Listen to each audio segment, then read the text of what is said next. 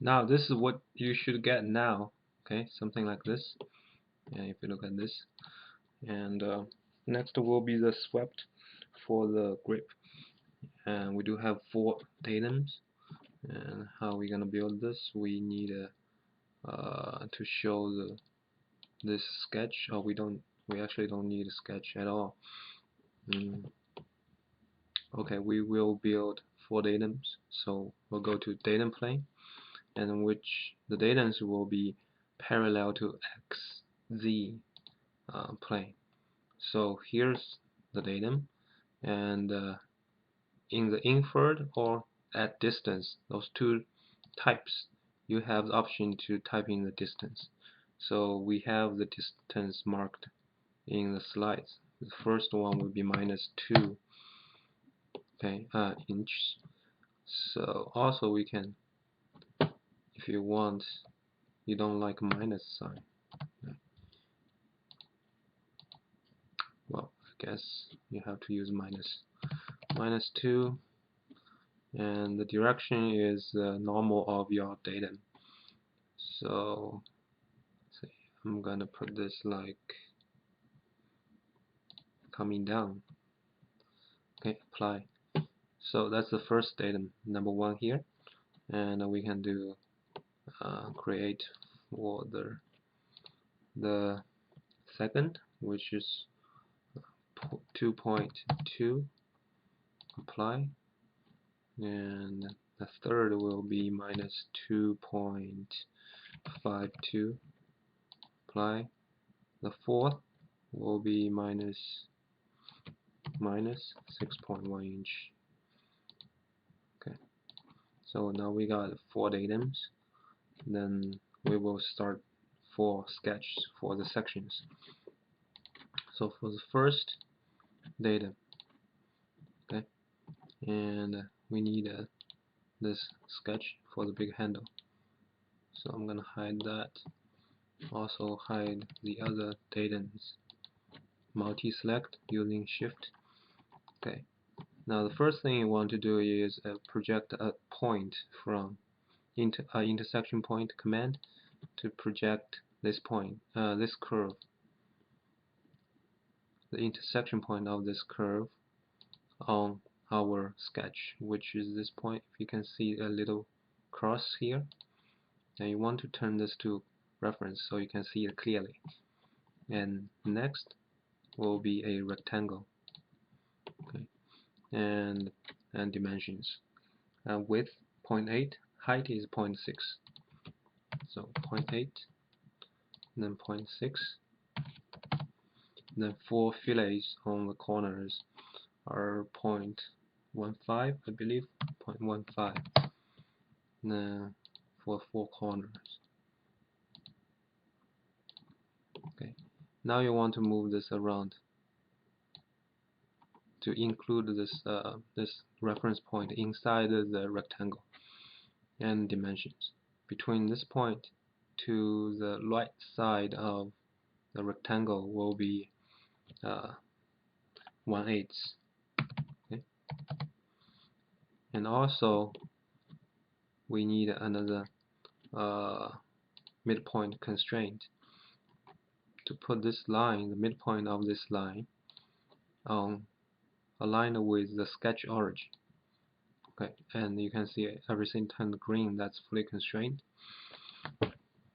Alright, now that's the first sketch. We can hide this datum, show the second datum. We don't need the sketch really.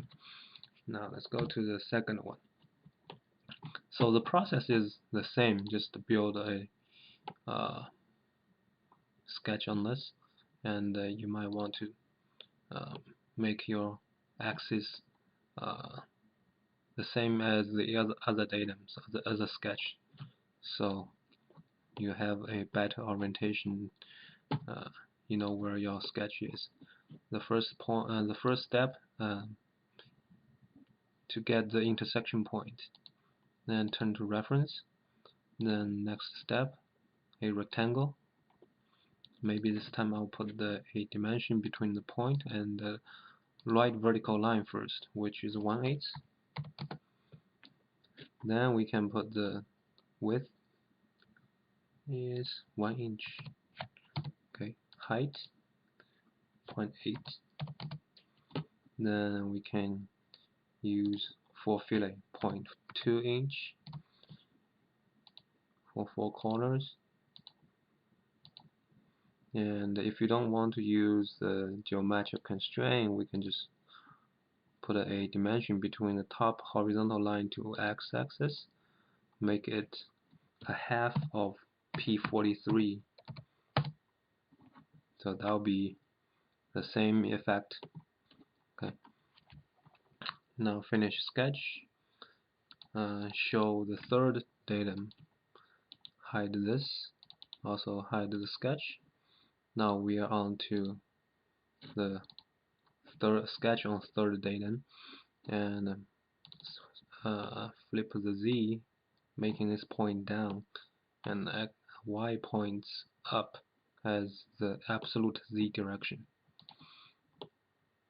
Alright, then first step, intersection point, reference, rectangle. So this one is actually the same as the first sketch, or the sketch on first datum. If you want, you can just project the whole thing from first sketch, but that will not give you a fully constrained sketch. So I'm just gonna do this again, and from here to x-axis will be half of P51. So typing P51 divided by 2. Fillet is 0.15 inch. Okay, that's not the correct position.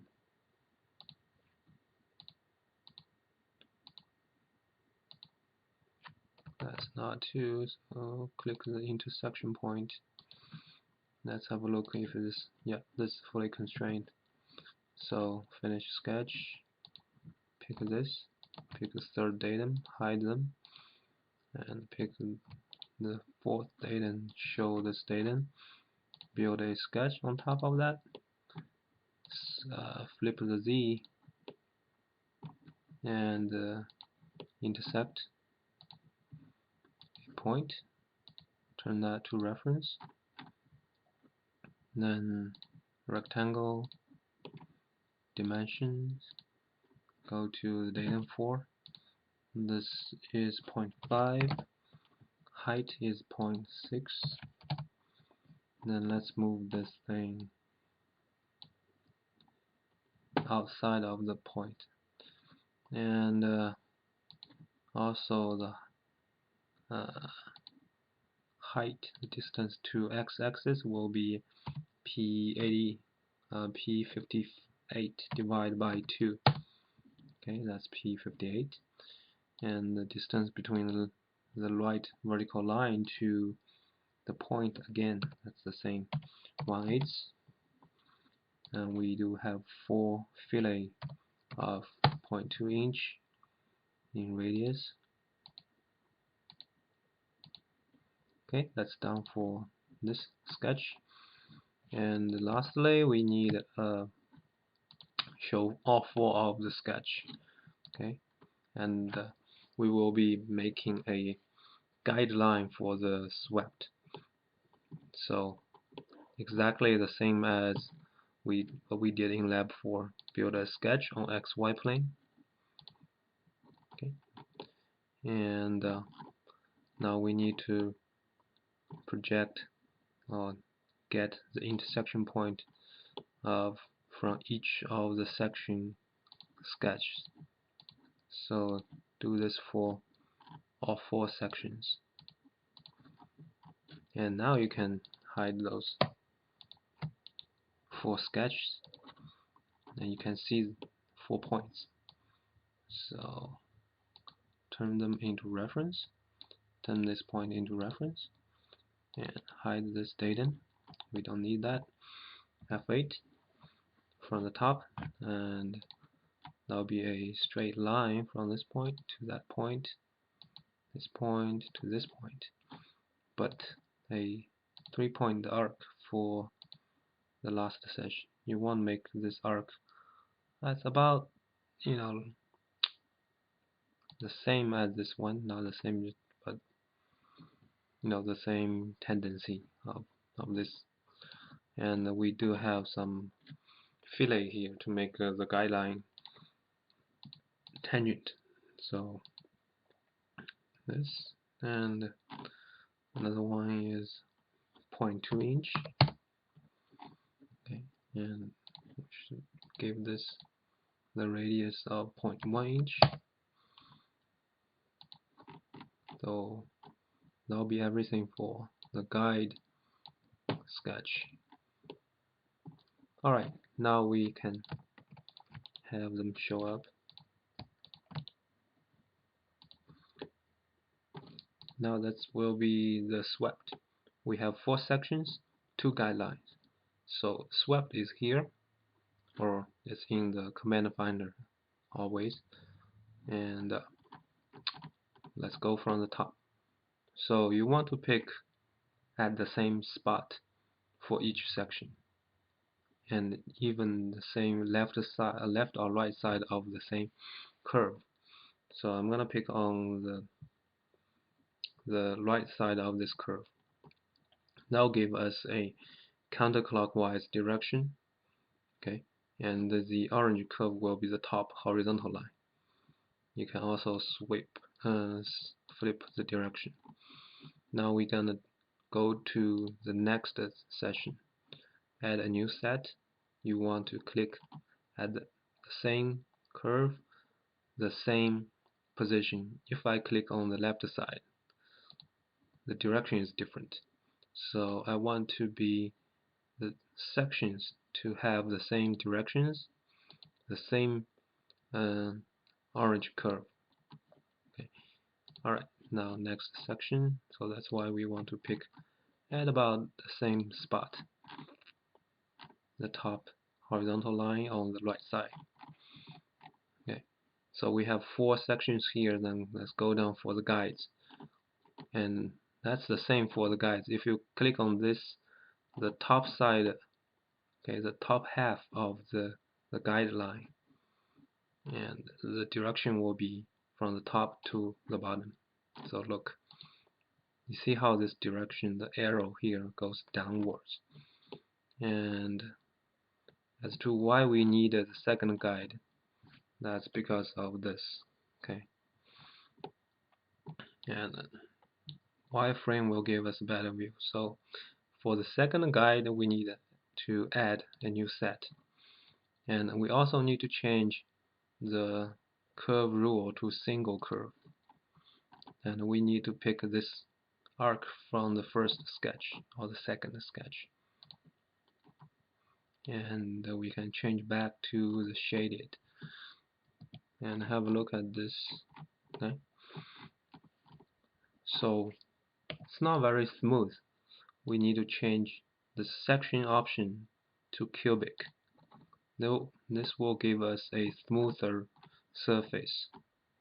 Okay, so that's pretty much all we need for the sketch, for the swept. Sometimes you have the sections with different numbers of curves. So say our sketch here, each section has 1, 2, 3, 4 straight line and 4 corners. So that's 8 curves. And if you have one sketch that has like 9 or 10 curves, the alignment might be skewed in the swept. So that's why you want to keep the sections similar to each other. Alright, so that's the swept, and we will add a edge blend to the end, so it will look nicer. Okay, make it smaller until you can see it.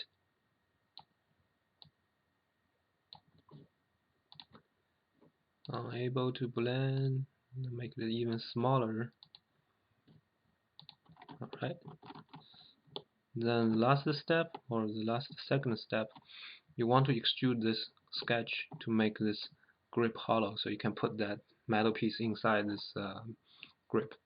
So that's pretty easy. Just extrude this piece, and that'll be the same depth or the same height of